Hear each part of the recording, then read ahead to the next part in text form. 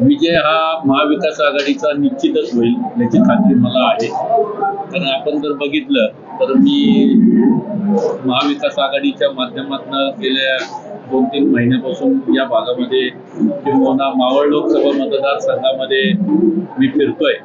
तर प्रचंड अशी नाराजी आहे आणि प्रचंड असं जे काम सांगितलंय ते एकही काम झालेलं नाही आणि कुठल्याही बाबतीमध्ये जी आश्वासनं दिली होती त्या आश्वासनाची पूर्तता झाली नाही.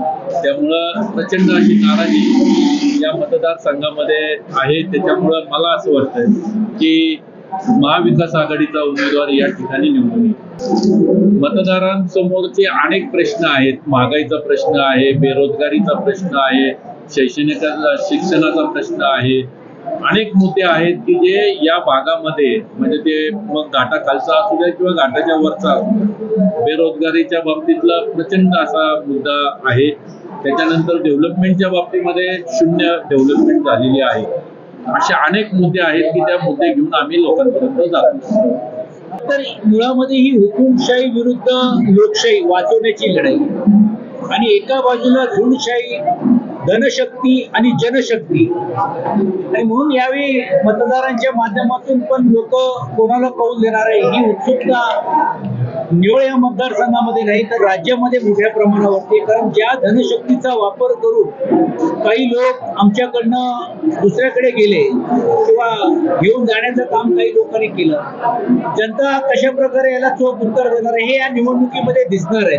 आणि म्हणूनच मोठ्या प्रमाणावरती कार्यकर्त्यांमध्ये एक चांगला जोश आहे, कार्यकर्ता उत्साही आहे आणि महाविकास आघाडीची ही पहिली निवडणूक होणार आहे. म्हणून या निवडणुकीच्या माध्यमातून जे रिझल्ट कसब्यामध्ये आम्हाला मिळाला, जे रिझल्ट आम्हाला अंधेरीच्या विधानसभेमध्ये मिळाला, तेच अभिप्रेत आम्हाला या लोकसभेमध्ये आणि राज्यामध्ये आहे. एक अत्यंत चांगला, सुशिक्षित, तळागाळातल्या प्रत्येक विषयावरती जाण असणारा, सर्वसामान्याला कधीही उपलब्ध असणारा आणि एक सामाजिक वारसा असणारा अशाच एक उमेदवार आदरणीय पक्षप्रमुख उद्धव बाळासाहेब ठाकरे साहेबांनी दिलेले. आणि पहिल्यांदा हे कॉम्बिनेशन होते की शिवसेना आणि इतर सर्व पक्षाची मोठ्या प्रमाणावरती आघाडी होताना आपल्याला पाहायला मिळते. विशेषतः शेकापा सारखा एक महत्वाचा पक्ष जे या रायगड जिल्ह्यामध्ये त्याची साथ आज आम्हाला मिळते.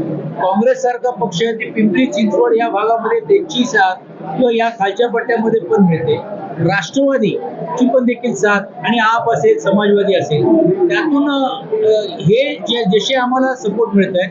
अनेक सामाजिक संस्थेतली जी लोक आहेत किंवा सामाजिक असलेली देखील समाजातील जी लोक आहेत ते देखील आमच्याकडे येण्याचं काम करतात. विशेषतः मागासवर्गीय समाज, विशेषतः मुस्लिम समाज, छोट्या छोट्या ज्या जाती धर्माची जी लोक आहेत ते स्वतः येऊन पाठिंबाचं पत्र पण देखील देण्याचं काम करतायत. आणि म्हणून एक आत्मविश्वास आहे की ही लढाईचं कौल या सर्व धनशक्तीच्या विरुद्ध ही सामाजिक जनशक्तीची होणार आहेत हे नक्की आम्हाला वाटते.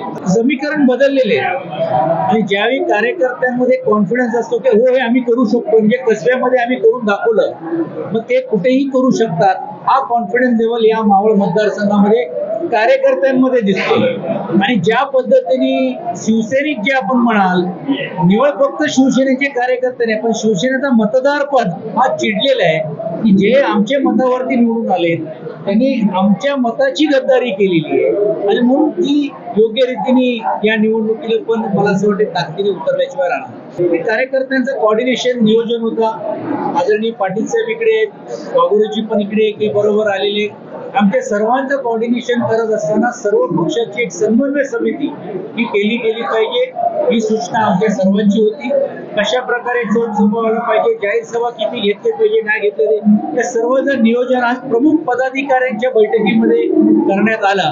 अजून मायक्रोस्कोपली कशा प्रकारे अजून लोकांपर्यंत पोहोचायचं आहे, कशा प्रकारे यंत्रणा राबवायची आहे त्याची जाहीर चर्चा न करता स्वतंत्र रीतीने सर्व ही मंडळी बसून एक आखणी करण्याचं काम पुढच्या काळामध्ये केलं जाईल. कसं आहे की या जेवढ्या काही निवडणुका झाल्या त्यावेळीचे राजकीय समीकरण वेगळे होते. आणि मी जसं अगोदरच सांगितलं की महाविकास आघाडीची ही पहिली निवडणूक आहे. राज्यामध्ये जो सत्ताकरण जो नाट्यकरण झालं असं म्हणायला पण हरकत नाही. ह्याच्यानंतर हे लोकशाही टिकवण्याची ही लढाई आहे. हे मतदारांना पण कळून चुकलेलं आहे. आणि म्हणून जे गणित जे मांडले जात आहेत, मग आमदारच्या नात्याने असतील, नगरपालिका किंवा महानगरपालिका, हा दुय्यम मुद्दा राहणार आहे.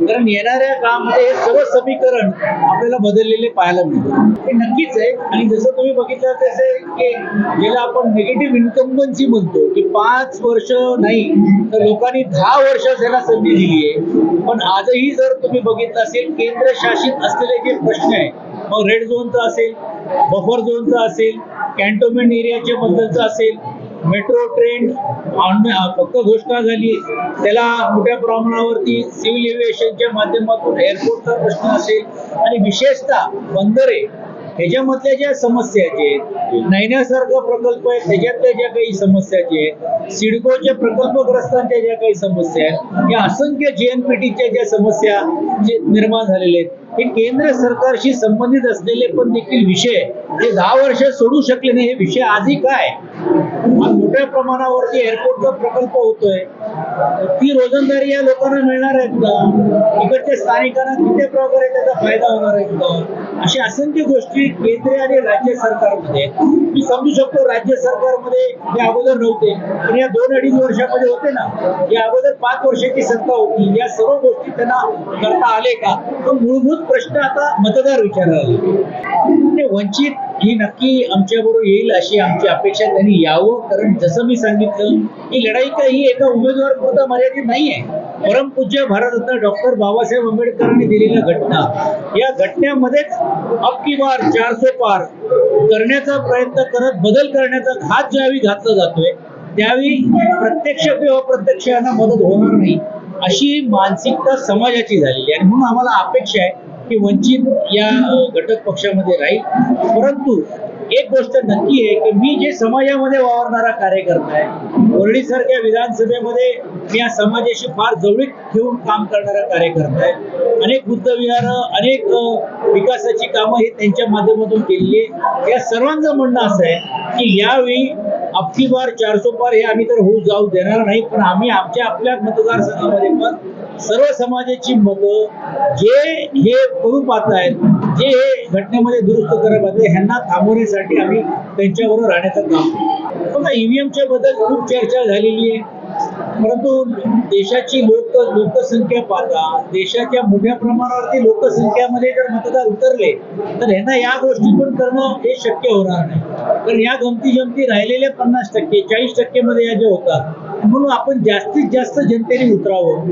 त्यांची जर नाराजगी असेल तर ती नाराजगी ईव्हीएमला पण हरू शकते, आणि हे मतदारांनी दाखवून देण्याची गरज आहे. म्हणून जास्तीत जास्त मतदारांनी उतरावं असं आम्ही आवाहन या निमित्ताने करतो. या ठिकाणी मावळ लोकसभा मतदारसंघातील पनवेल, मुरबाड आणि कर्जत खालापूर या 3 विधानसभा मतदारसंघातील आगामी काळातील प्रचार कार्य आणि एकंदर नियोजनाच्या दृष्टीनं आजची बैठक होती.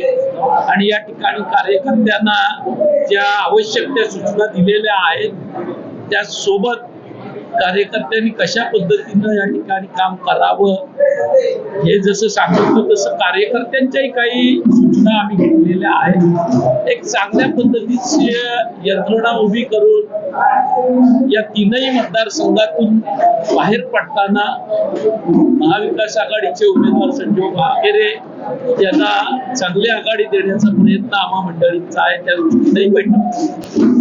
दे धडक बेधडक वृत्त देणाऱ्या आपल्या शिवसत्ता टाइम्स न्यूज चॅनलला लाल बटन दाबून सबस्क्राईब करा आणि बेल आयकॉनला क्लिक करायला विसरू नका.